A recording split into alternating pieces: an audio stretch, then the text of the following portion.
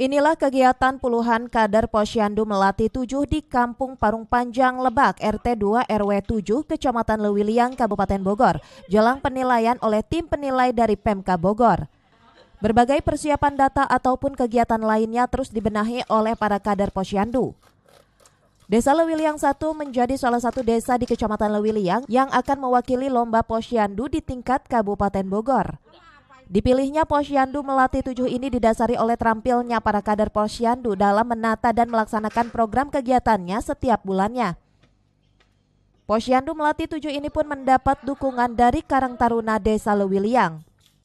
Sama benar-benar sama nyusun-nyusun ini apa sih data hasil kegiatan kita membantu. Ke depan Bu, untuk Posyandu itu sendiri Bu dengan lomba ini. Harapan saya untuk Posyandu ke depannya akan lebih baik lagi. Balita-balita yang ada di Kampung Parung Panjang Lebak ini akan lebih sadar maksudnya sering ke Posyandu menimbang bayi dan balitanya bersama desanya.